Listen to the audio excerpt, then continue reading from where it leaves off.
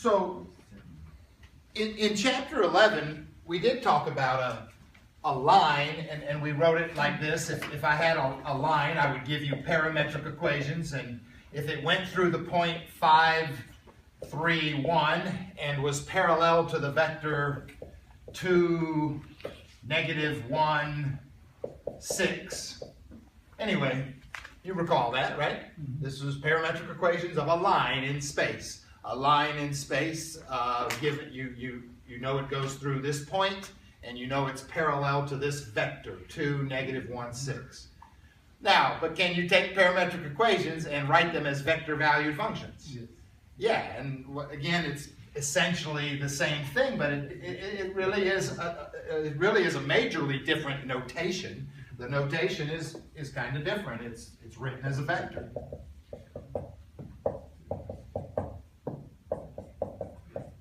So this is our new way of talking. I'm not exactly talking like this anymore, okay? I'm talking like this, and now that's a line in space. That's the same old thing we studied in chapter 11, written differently with vector-valued functions. And the subtle thing is, when you plot points, you're actually plotting points. When you plot points here, you're actually plotting position vectors that take you out to those points. Then you erase the position vector. So it's really subtle, kind of. But the power of this is when you do derivatives and talk about velocity and acceleration vectors that you can draw on the curve. So that's where the power of I mean, that's why this is better, is what I'm suggesting.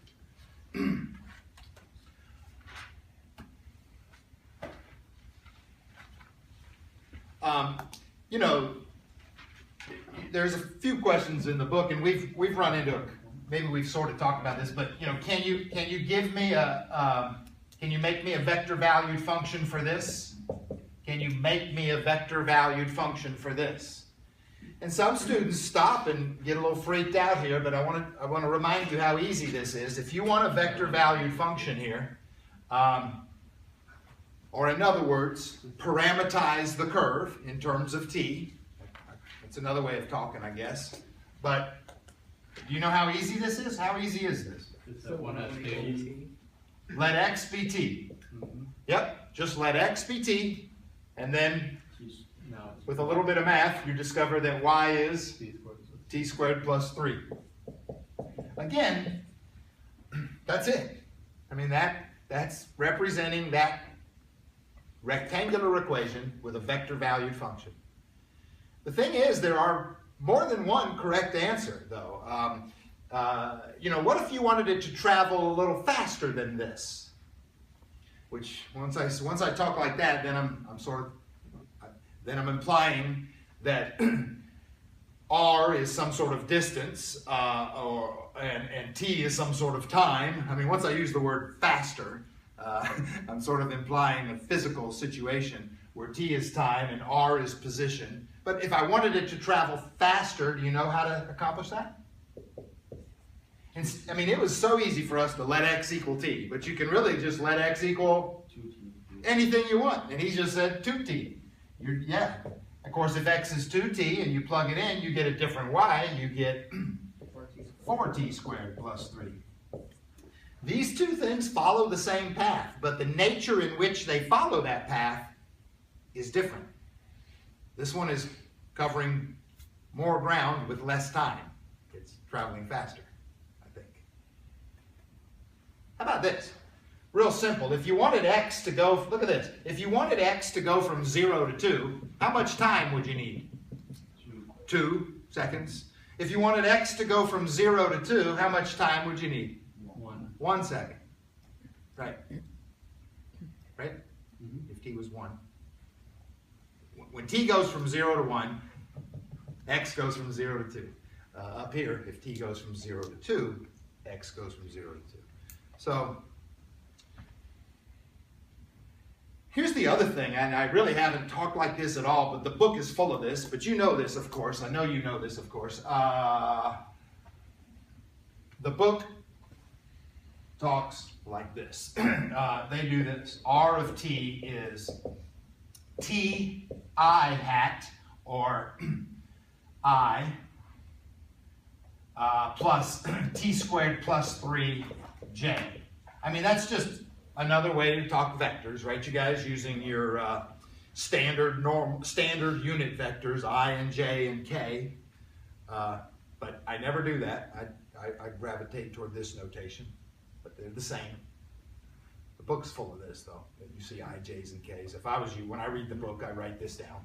I read this and I write this down. I just like my vector notation. It's convenient to me. Any other good questions from anywhere? Yes? All right. From the same section, can we do 26 by eliminating the perimeter? Maybe. Let's see here. In 12.1, 26. Well, they want me to sketch this curve, and they want to talk about the orientation of this curve, and I'm not sure if I want to do what you just said. In 26, the curve they give me is kind of interesting. It's t squared plus t, comma, t squared minus t.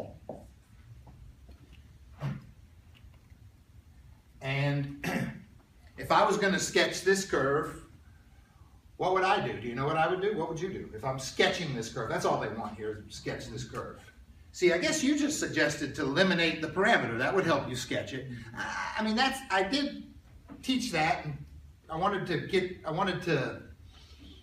you to see that relationship, but I really don't want to do that. What do I want to do? Plot points. Plot points. But I really want to do something better than that. But he's right. I can make a chart and plot points. Well, really, I'm plotting vectors, position vectors that take me to points, but yeah. But I could plot points. But what do I really want to do? Last class, when everybody was studying for physics, if it's 2D, you can pick up your graphing calculator and you can put it in parametric mode and you can type this in. So that's what I'd like to do. And I mean, I really don't want to plot points. I'd like to use a graphing calculator to help me in 2D.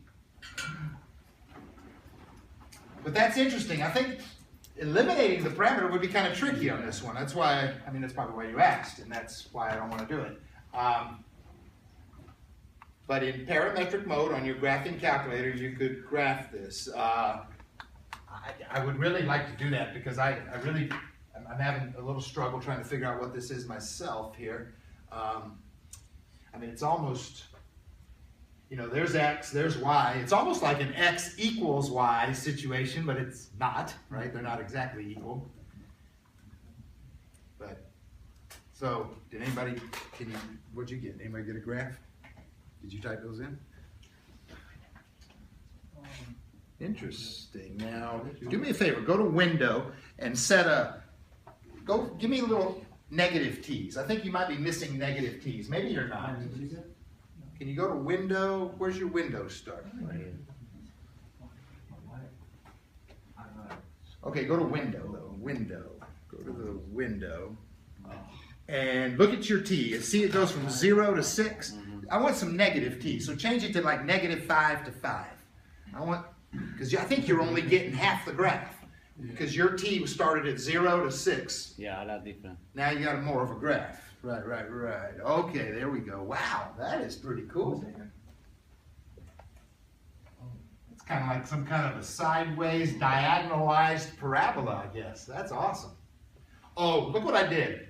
I put these arrows on both ends. I warned you about that. You don't put arrows on both ends. You're supposed to show orientation. You're supposed to show the direction of increasing t. In order to see that, maybe I should plot some points to see which direction it's moving. If I paid attention while the graph was on my graphing calculator, I could have saw it. It does it. It does it in order. Was it going this way? Is that what it was doing? Yes. Okay, good. And I'm not sure about these details here. Let's see. Does it go through 0, 0? It does go through 0, 0. When does it go through 0, 0? When t is 0. It looks like when t is 0, you get a couple of zeros there. But does it look like it sort of crosses this y-axis? I think it looked like it had a subtle little look there like that. At 2, it looks like what? Oh, at 2? At 2 maybe? Interesting. Table? Yeah. equals 0. And the time is negative 1 when that And y equals 0. when x is 0. Y is 2. Yeah, that is interesting. When t is a 1, watch this. I mean, now I am plotting some points, but when t is 1, what do you get, please? When t is 1, you get 2, 0. 2, 0. So that's this point, when t is 1. Yeah, and then what was this point, when t was 0? 0, 0. Yeah, and when t was negative 1, 0, 2. 0, 2. I'll be darned. That is a pretty interesting graph.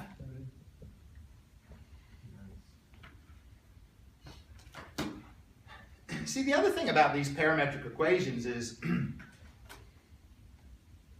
x is a function of t, and y is a function of t. But when you graph the graph, y is not necessarily a function of x. In other words, you know, it's not a, it doesn't pass the vertical line test, right? Y is not a function of x. And well, you've seen us, we've studied circles and we've studied ellipses, and y is not a function of x, but x and y are functions of t. Okay, good. Any other good questions? Yeah, use our calculators. In 2D, we can use our calculators. Any other good questions? Yeah? Number 29. Number 29 is another graph, and uh-oh. So they were using theta. All of a sudden, they decided to use theta instead of t. I mean, I just assume switch it to t, but, and then they got this guy, 3 secant theta, 2 tangent theta. Wow. Well, so I should probably think and analyze this using something called my brain. But I could also type this into my graphing calculator and get some help, but even typing it into my graphing calculator takes a little bit of brain work. First of all, there is no secant button on your calculator. Maybe you would type in 3 over cosine, and it would be a t, I guess. And there is a tangent button on your calculator, so you would use t, and you could use parametric equations on your calculator in parametric mode, and maybe we could get this.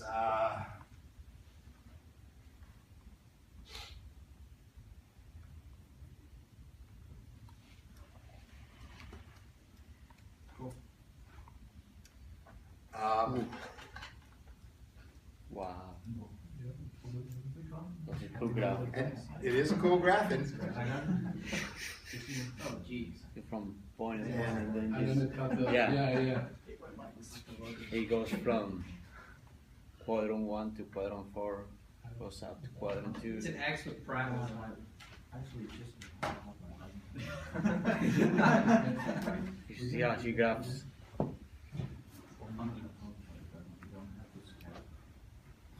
thought we did it in pre-calc. 2 tangent and t.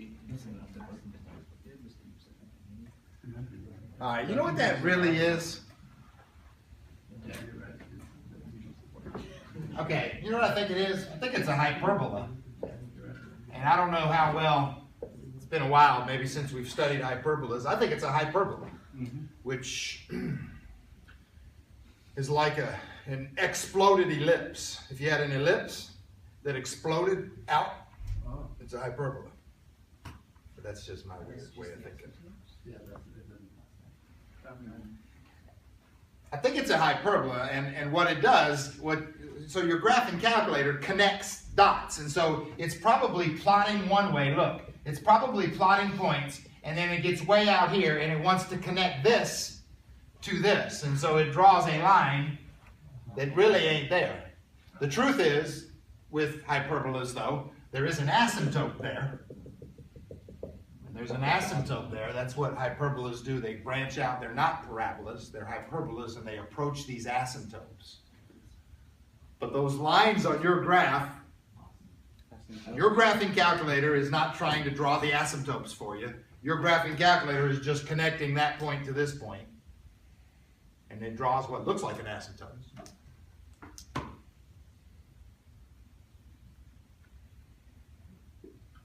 See, this might be a good one to investigate eliminating the parameter.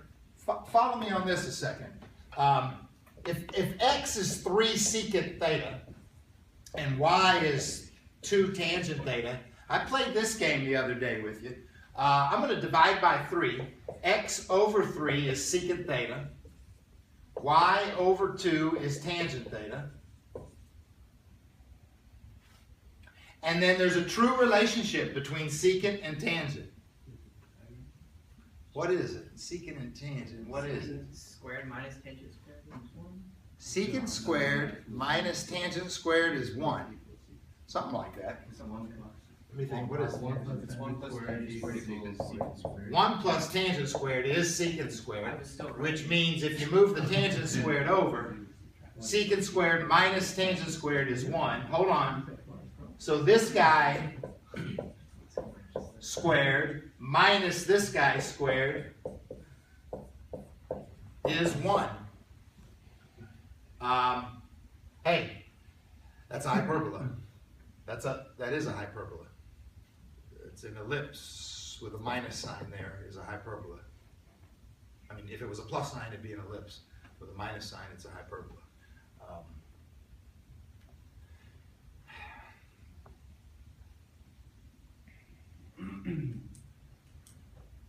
So that was a tough one. That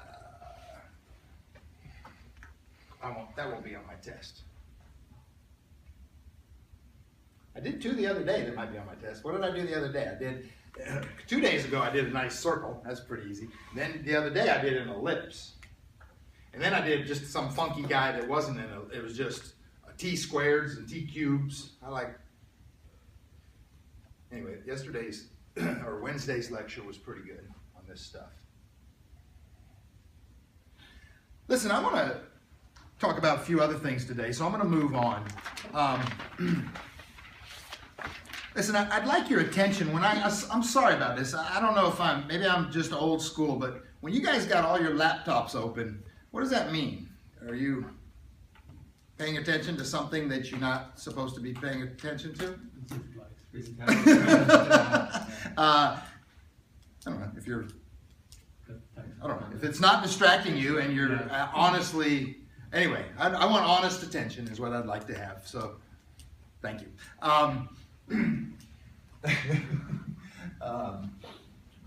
Maybe you're investigating some math, but maybe you're not. But I just in 12.2 they tell me I can do derivatives, but they don't mention velocity and acceleration yet. And I kind of like the looks of this problem. It's 41. I didn't really assign it, but I liked it. 41 in 12.2 said this.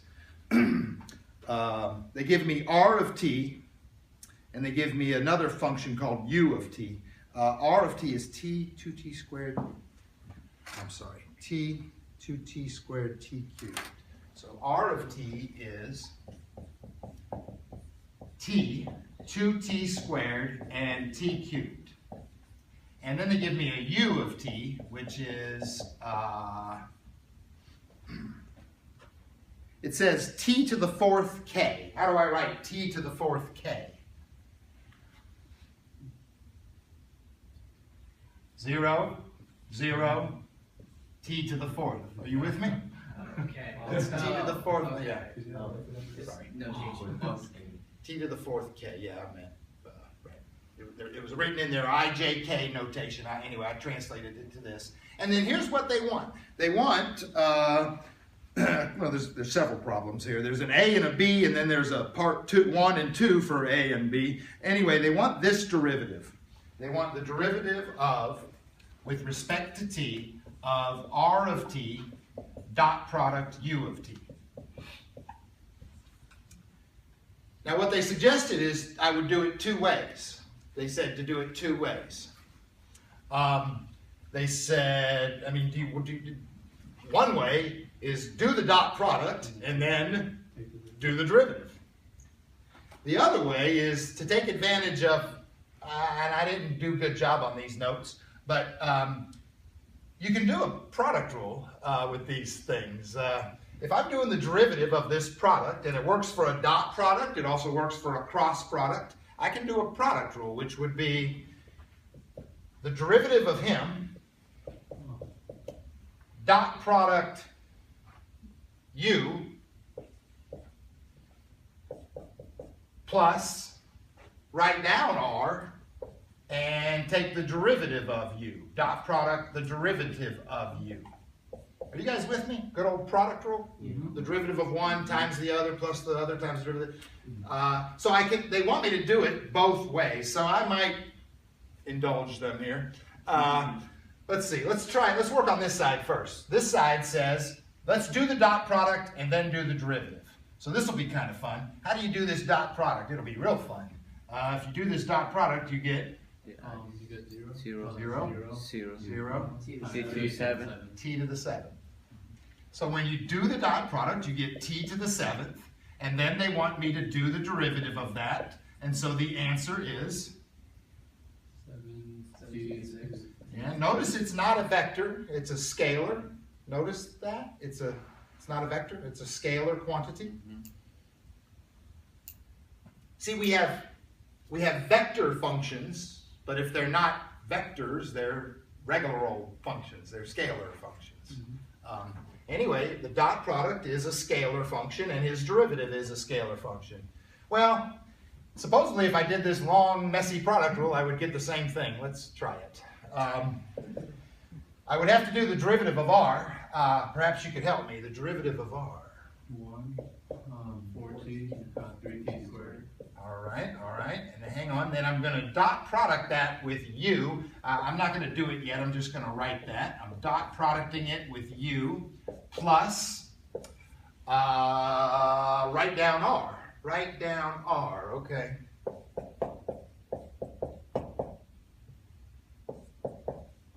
Dot product with u prime. What's u prime? 0, 0, 4 to the 3. 0, 0, 4t cubed. Okay. All right, I should do these two dot products and then add them up. When you do each of these dot products, you do get a scalar function. What is it? It's 0, 0, 3t to the 6th plus 0, 0, 4t to the 6th. 4t to the 6th. Then what does that add up to? 7t to the 6th. I'll be darned. And This took a lot longer. That did take longer. A lot longer. Anyway, let's do something else. The other thing they teach me in 12.2 is that I can integrate. I haven't done any of this with you yet. I've been working for a couple of days now, but I didn't tell you this. And it's not a huge part of this chapter, but let's do one or two. We can integrate vector valued functions. I wanted to do problem 62. Problem 62 says, here's r prime of t, and it's 1 over 1 plus t squared, comma, 1 over t squared, comma, 1 over t. So that's r prime, and they're asking me to find r. Now there is one other thing they told me here. They gave me sort of an initial condition, or they gave me sort of a piece of information. The piece of information they told me was that r of, what did they tell me? R of 1 equals 2i. R of 1 equals 2i. How do I write that? I write 2x. 2, 0, 0. So there's a piece of information. Here's r prime, and they're asking for r. Of course, if you have r prime and you're asking for r, you should integrate. Good. You should integrate the antiderivative. Again, I didn't really tell you could do this, and somebody should officially state that the rules are when you integrate a vector valued function, you're allowed to integrate each component. So you integrate the x component, you integrate the y component, you integrate the z component. And so r is going to look like this. Okay, I'm integrating a 1 over 1 plus t squared. That's a little obscure, but maybe you remember. Yeah, you do. Okay. Yeah. Good, arctangent. That's the, I mean, that's a little out there, but he's just good old arctangent of t. Yeah, he's good. And then plus it. How do you do 1 over t squared? It's, that's negative 3. You move him up, call him t to the negative 2. You move him up, you do a power rule, you add 1, t to the negative 1, divide by negative 1. The answer is? Negative 2. Negative 1 over t. Yeah. The integral of a 1 over t squared. It's a power rule integral. We haven't integrated much in this class at all. Here we are. The integral of a 1 over t. That's the ln of t. That's the ln of t. If you move him up and try a power rule, it fails. You could move him up and try a power rule, it fails on you. So he's that special. He's the ln of t. Technically, it's supposed to have absolute value. You know what? I think I sort of forgot something. As I was integrating, I integrated these 3 separate integrals. I could have put a little plus c on him, a little plus c on him, a little plus c on him. You know what I could do? I could wait till the end and put plus c. You know what it is, though? It's plus c, the vector. This is vector world, you guys. So this is plus c, the vector, which is a little vector C1, C2, C3 is what it is.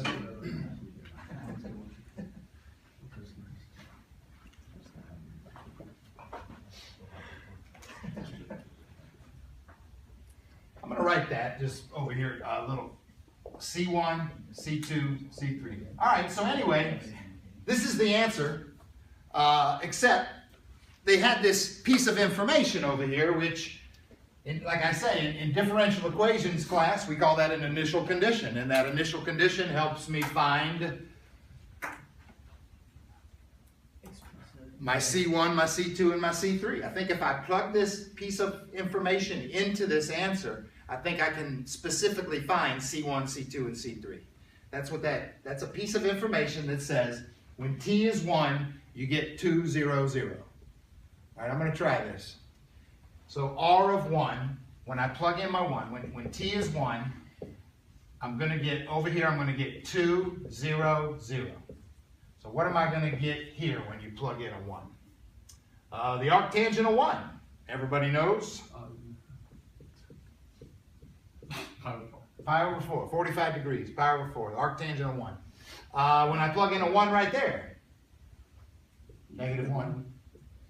When I plug in a 1 right there, it's the natural log of 1, which is actually 0.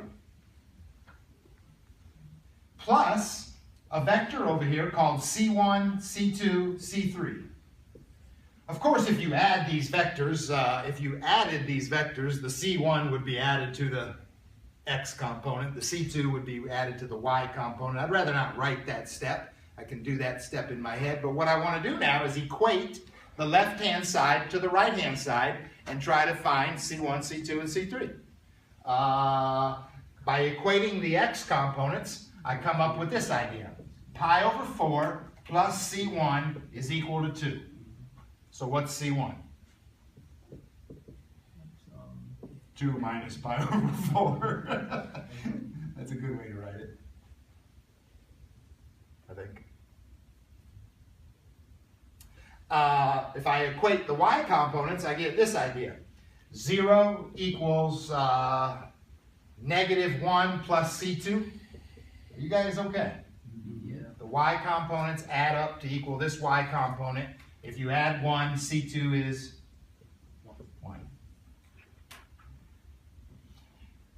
And the z components, C3 plus 0, should add up to equal 0. So I guess C3 is 0.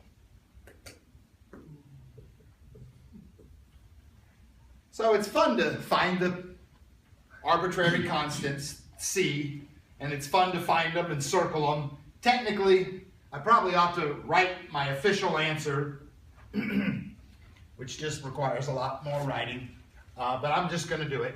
My official answer is this R of t, and I think it's the arctangent of t plus that constant that goes with the arctangent t. What was that constant that goes with the 2 minus it was this guy. Yeah, thank you. 2 minus pi over 4. Yep. That's my x component with the constant put in there. The y component was that negative 1 over t, and his constant was a plus 1. And then the z component was that ln of t, and his constant was a 0. I guess I'll leave that absolute value on there, and that's our final answer.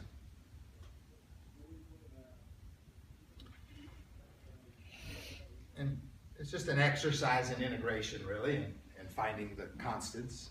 I guess the new concept is, though, integrating generates a plus c that's technically a vector. Plus c the vector.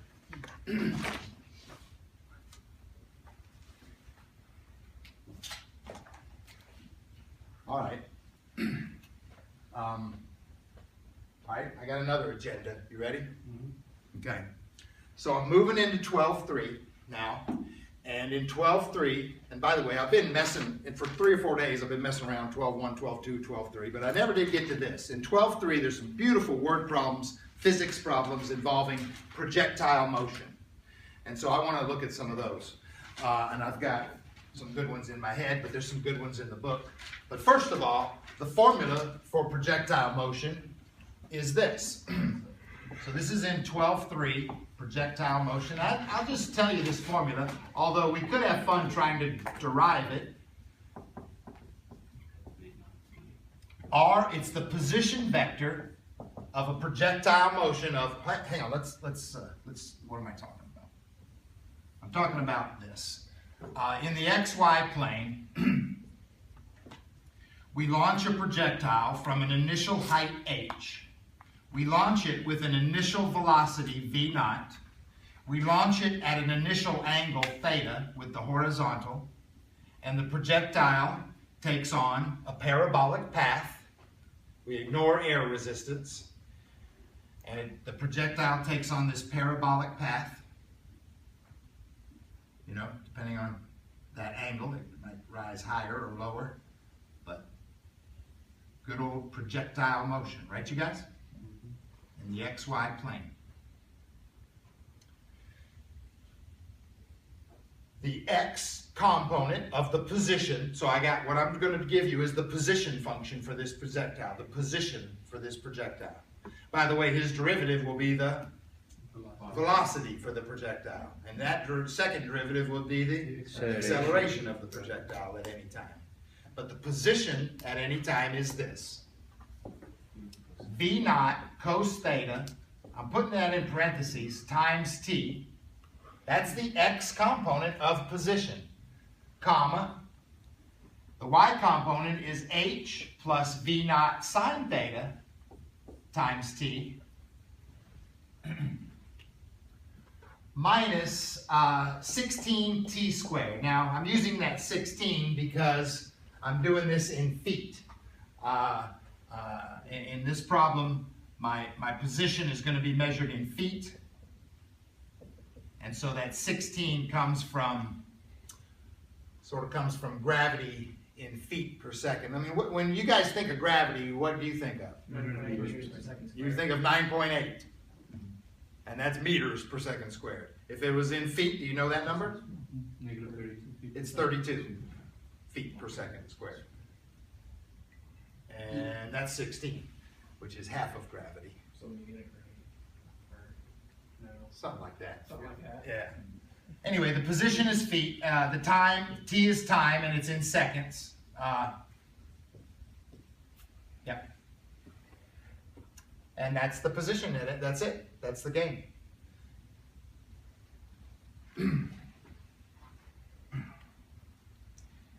You know what would be sort of fun? Would be to derive that.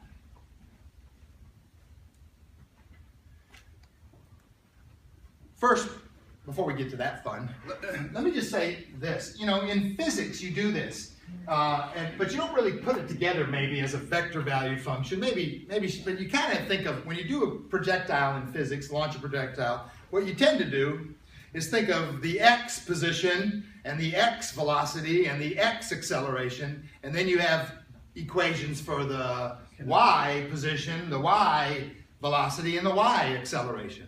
Well, we sort of have that here. I got x position and y position. If I took the derivative, I would have x velocity and y velocity. If I took that derivative, I got x acceleration and y acceleration, the y component of this. Yeah. You know, again though, in physics, you kind of do this, don't you? Watch this. X is x naught plus v naught cos theta t plus 1/2 gravity t squared, I think. Yep. And y is y naught plus v naught sine theta t plus 1/2 gravity t squared. Well, wait a minute.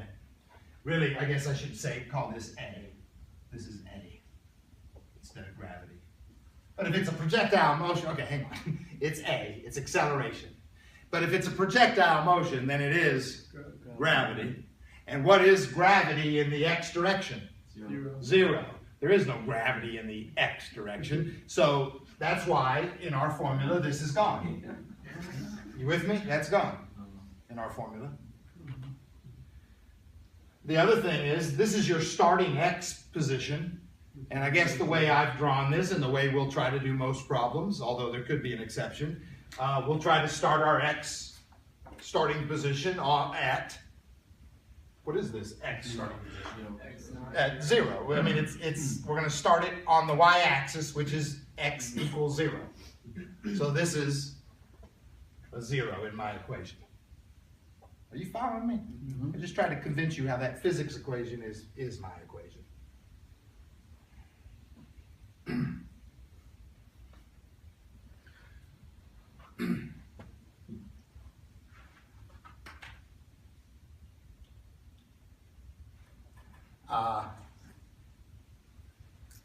I really want to do a problem, but it is also a little bit fun to sort of derive this. Let's try this. I want to try this. To derive this formula, to see where it comes from, you got this picture, you got this idea of launching a projectile, and you start with the one thing you know. And when you launch a projectile, what do you know is going to happen?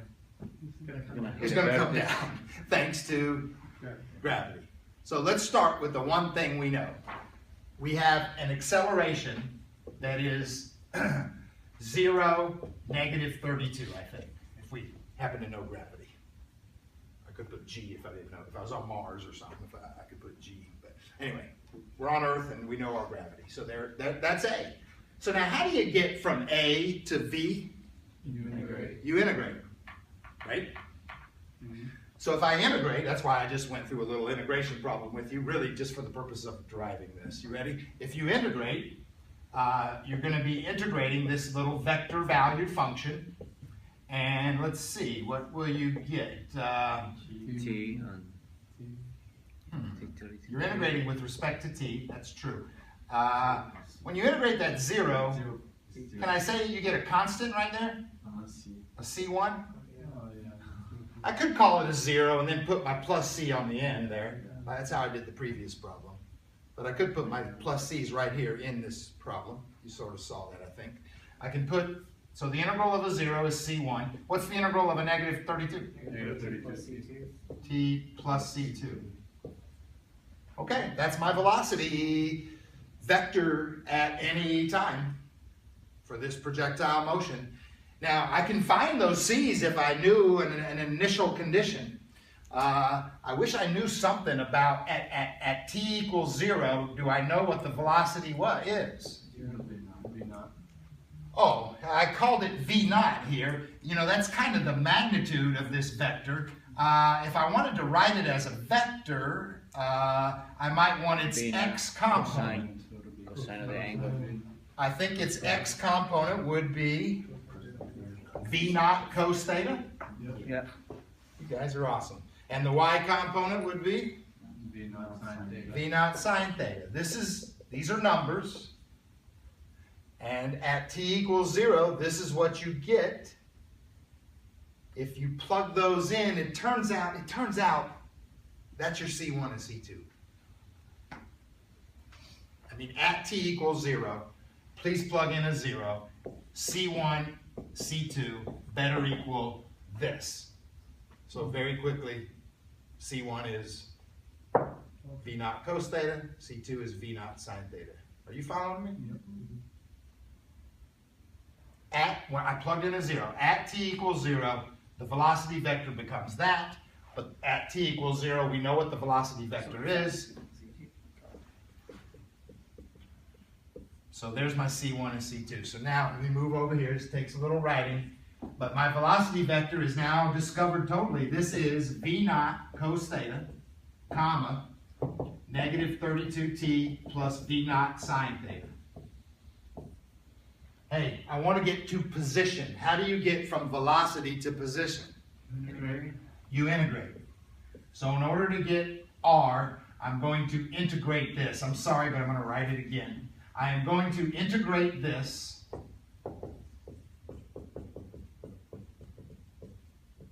with respect to t. Sometimes this confuses students here. Though that the v naught is a constant, the theta is a constant, the variable is t.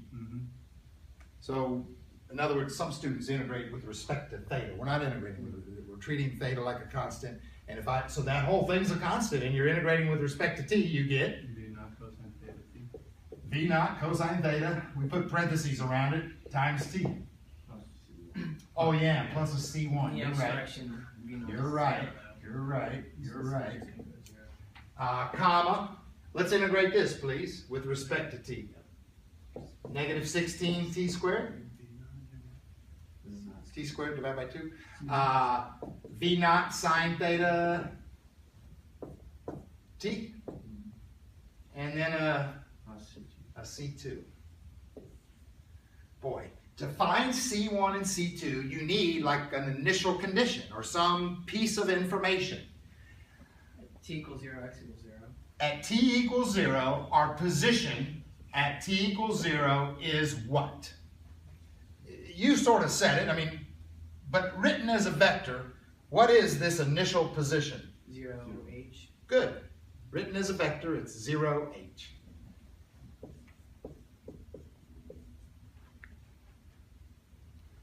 That's your initial position. You can use that. You could plug in a 0 over here and equate it to this. The result is going to be that C1 is going to be, well, let's do it. Here it is. I'm plugging in a 0 for time and equating it to 0h. Plugging in a 0 for time, you get C1 right here. And plugging in a 0 for time, you get C2 right here. Essentially, that is your C1 and C2, isn't it? And so C1 is 0, C2 is h. All right, I'm really sick of writing so much. That's a 0, a sideways 0 if you don't mind. No, sorry. This is h. Do you see it? Are we finished? Look what we got. We got this, don't we? You guys don't seem as excited as me. We started with the one thing we knew called gravity, and we knew the concept of integrating would give me velocity, integrating would give me position, and we derived this position formula. I mean, it's cool to do that. I mean, it's otherwise you think these are magic formulas, you know. They're not really magic formulas. They're, well, unless you consider this magic. Yeah, it makes sense. Very logical formulas. Let's do a problem.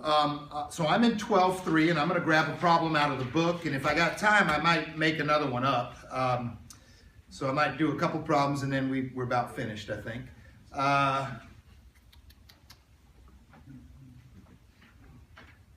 Let's do 28. So I'm picking problem 28 out of the book. We're going to use, it's a projectile motion problem. I'm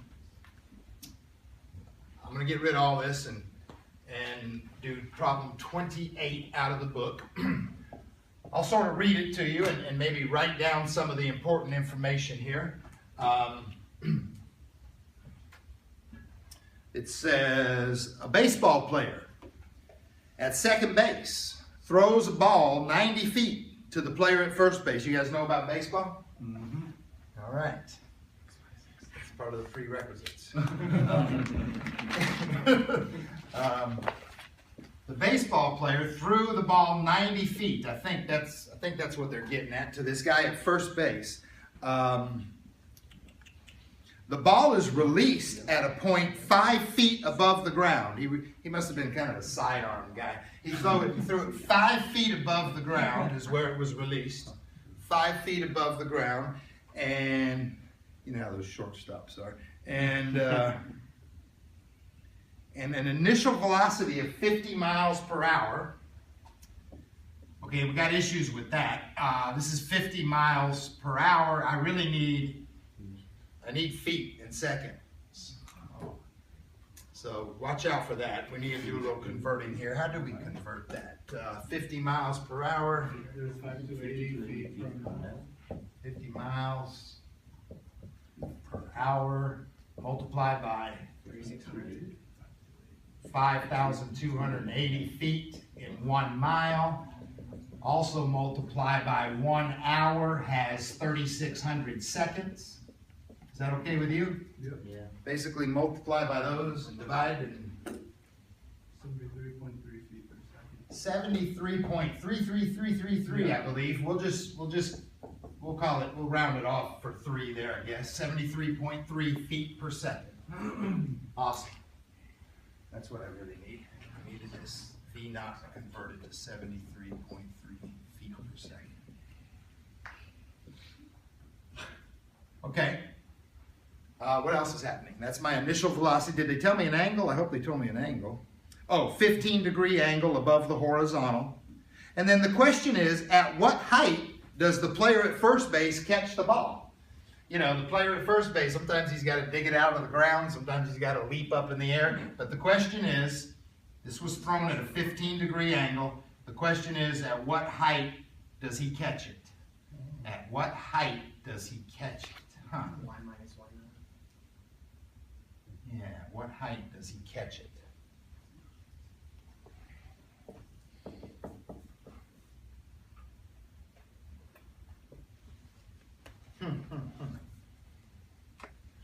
That's a complicated, baseball player, yada yada problem, right?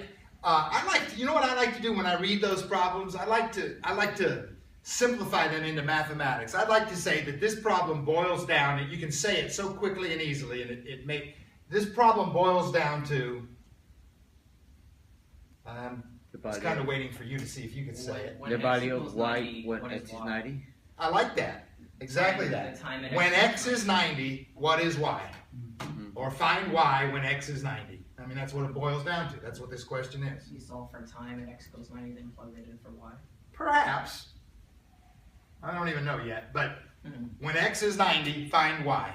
So you know what? Even though we present this to you as a vector valued function, which is together with x position and y position, to do these physics problems, you really do want to take the x component out and the y component out, and you want to deal with it like you do in physics. You deal with it like it's two separate equations. I mean, you deal with x and you deal with y sort of separately.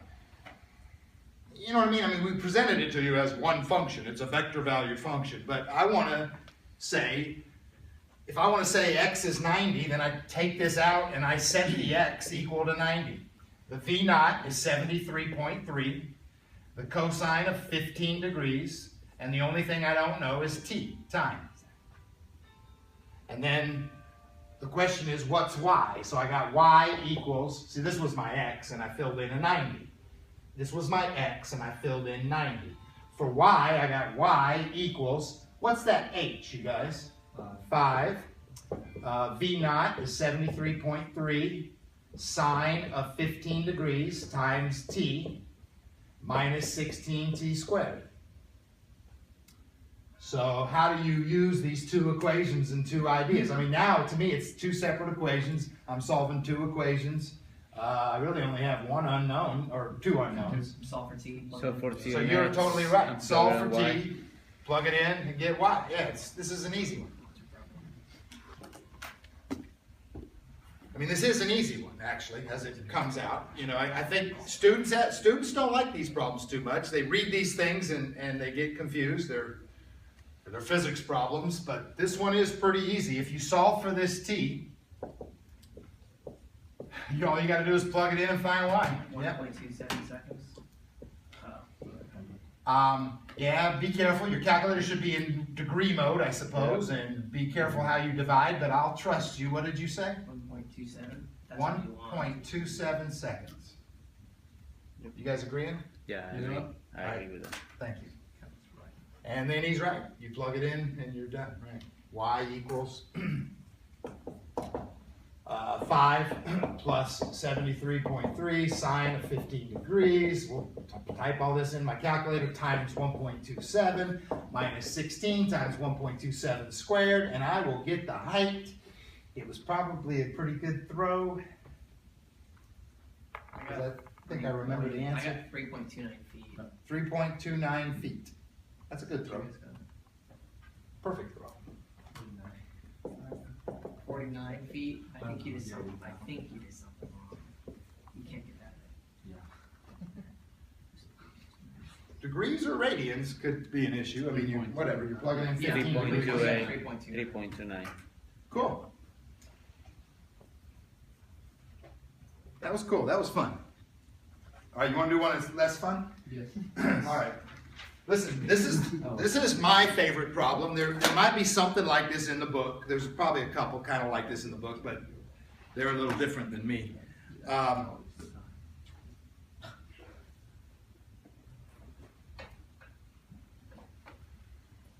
So I think I'll get rid of some of this and tell you about my problem. What I like is when they make you try to find that angle. I like that. Or there also sometimes they make you find the initial velocity. But I like when you try to find that angle. So here's a problem. I'm making up a problem. You ready? The problem is this. The problem is I'm up here on a cliff above the desert floor.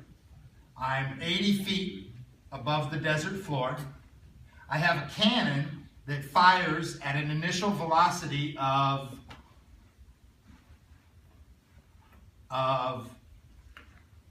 150 feet per second.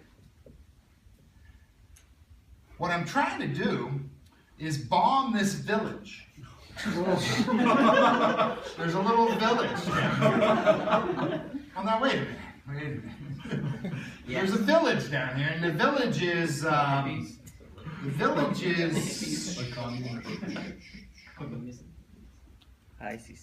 I'm going to say the village is 300 feet downrange. It's 300 feet downrange. You know, I'm not trying to bomb them with mean stuff. Actually, they're starving because what they have is they have these dinosaurs that live in this desert.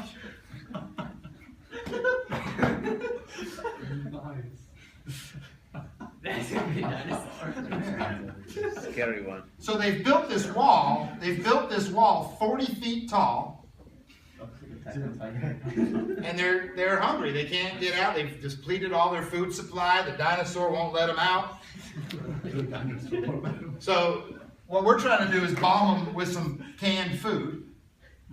Hopefully they'll stand back away from the wall. What I want to do is find the angle that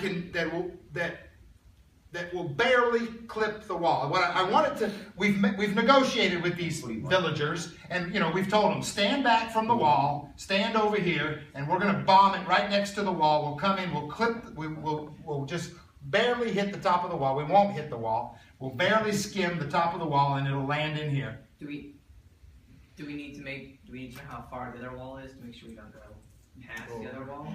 Well, no, because I'm not gonna go past the other wall because I'm gonna barely hit this spot. That's what we've negotiated. We said we're gonna try to hit this 40-foot spot. We're gonna barely clip the top of that wall. So you're right. There's another wall somewhere, but that's irrelevant. Why not just bomb the dinosaur?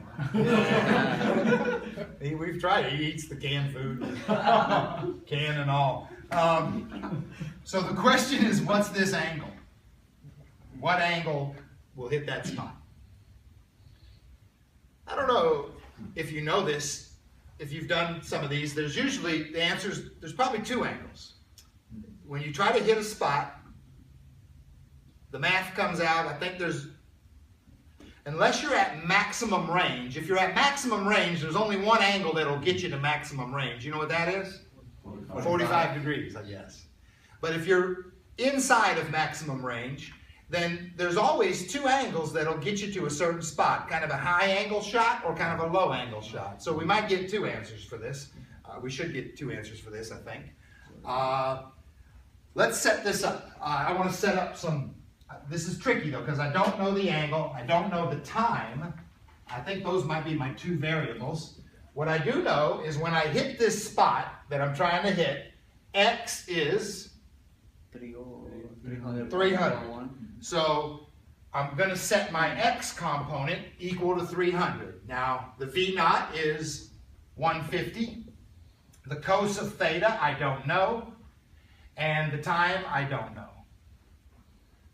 Are you following me? All right, so I'm setting up my x equation to hit a spot of 300. My y equation, what am I trying to do with my y equation? 40. I hit a spot of 40. I want my y to be 40 at this moment. What's the initial y? 80. That's interesting. And then it's v naught 150 sine theta t. I don't know theta or t. And then minus 16t squared. All right, here we go, you guys. It's two equations, two unknowns. You solve and substitute. But what we're doing is we're trying to find the angle. So I would solve this for time. If you do solve for time, you divide. What do you get when you divide? 2 over. I guess you get a nice 2. This was a nice, I don't always have such nice numbers on my problems, but this worked kind of nice. A 2 over a cos theta. What do I do at that time? Plug it in. I go plug it in here. So I get, by the way, if you don't mind, I'm going to change this to a 0. I'll move this 40 over. Is that okay with you? That'll be a 40. This will be 150 sine theta.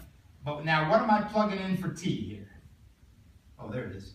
2 over cos theta. Minus 16. And what am I plugging in for t here?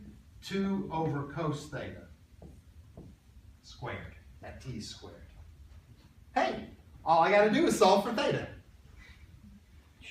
Which is a little more challenging than it looks. I want to show you how I do it. There might be a few ways to do it.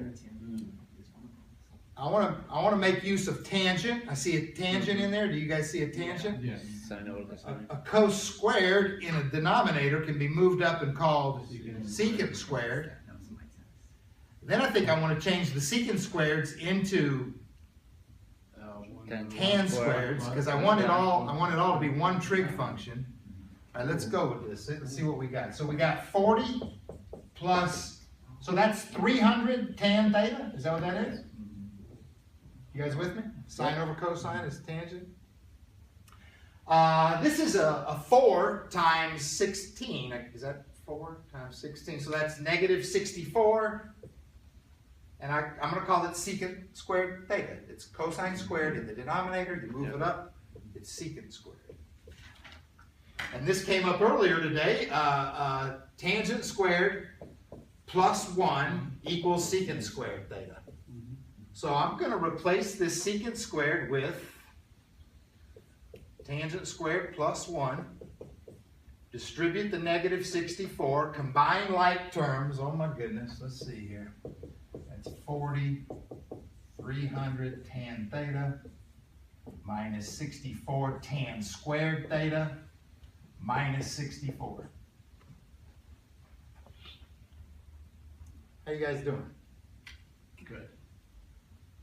All right. Looking at quadratic. Here's what I'm going to do. I got a couple like terms I want to combine, but to solve this, what you have is a quadratic equation in tangents. A quadratic equation in tangents. I think I want the quadratic formula. Here, let me set it up though. Here, I'm going to tell you the truth, I'm going to move everybody to this side. I'm going to have 64 tan squared theta a negative 300 tan theta. I'm moving it over to this side. And then what do I have over there? I got a 40 minus 64. I got a negative 24 over there. When I move it to this side, it'll be a positive 24 equals 0. You guys with me? Yeah. All right. If we can knock out a quadratic formula, we will have tan theta. Okay, nothing but a little quadratic formula. Negative b plus or minus square root of b squared minus 4ac. Anybody know what 300 squared is? 90,000? Yep. Minus 4 times a, which is 64, times c, which is 24, all over 2a, which is 128. This is going to spit out 2 decimals, you guys. And these 2 decimals are the tan of theta. The tan of theta is going to equal 2 decimals that come out of this quadratic formula. Maybe you can help me with that.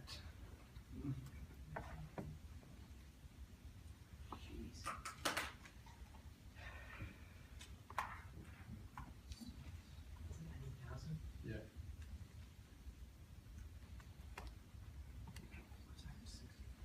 I'll just help you slightly. This is 300 plus or minus 289.6 divided by 128. So those 2 numbers are... All right, so tell me one of the decimals. 4.61. 4 point, give me 6. Oh, then 4.606. Oh, 4 point, give me about 4 decimals. 4 decimals, 4.6061. All right, thank you. Or 0.0814. 0.814. All right, how do we get the angle, you guys? Do 55. Yeah, thank you. The tan inverse of those numbers. The tan inverse of those numbers. Put yourself back in degree mode, or maybe you're in degree mode. In degree mode, the tan inverse of those numbers is the angle. The tan inverse of that number, that's a pretty steep angle, I think. And then I think this is a very shallow angle here. I told you there was 2 angles.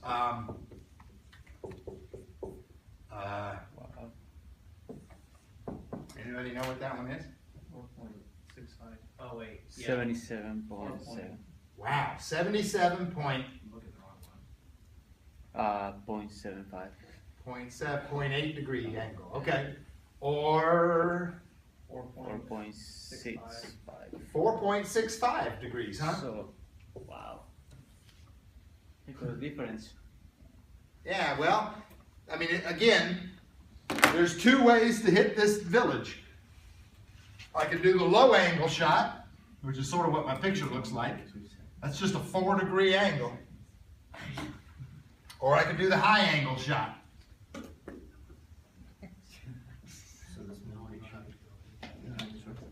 Which one would you do?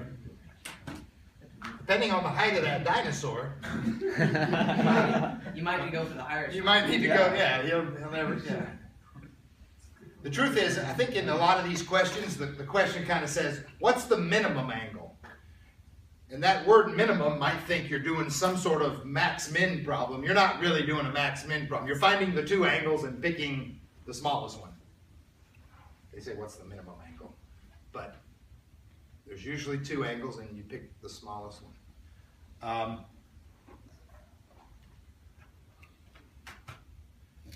got another thought or 2. We are at the end of class. Do you have any questions? Anything bother you here? Or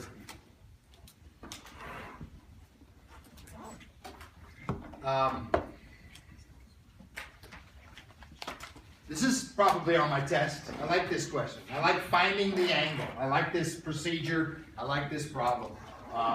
When you got an unknown angle that you got to find. I would go through this procedure. You could probably search physics books and find different formulas and there's a formula in physics about the sine of 2 theta equals some kind of range or something. Anyway, I would do this, but So the quadratic over here always have to have the same, when you say the quadratic, always have to have the same trigonometric function. yeah, to Always solve tangent or always sine. to solve this, would have been in all, yeah, I don't know how to do this. Yeah. I had to change them into tangent, because then I Everything's got a being the quadratic formula Mm-hmm. with my variable was The tan same, theta. divided with the same. Yeah. Okay. All right, now wait a minute. I wanted to say one thing. Are these angles complementary? Do they add up to 90? I kind of thought they were supposed to add up to 90. Do they add up to 90? No, they add up to 81, 82, which is kind of complementary, but not really complementary. I thought maybe these two angles were supposed to be 90. Did you think that? Maybe you didn't think that. Didn't even think about it. You didn't even think about it. Here's the truth. When you launch at this height and you're trying to hit this height, when it's this, the angles will be complementary. They will be. If one's 80, the other's 10. But when there's a little bit of a height difference, they ain't complementary. In fact, the more the height difference is, the less complementary they are. When there's just a subtle height difference, it almost looks like they're complementary. It might add up to 88 degrees. But anyway, when it's the same level, they're complementary angles. When it's not the same level, they're not, but they're close. All right, I quit. Thanks for listening. Thank you. Have a good weekend. Dinosaur. Oh, yes. Yeah, I like the dinosaur.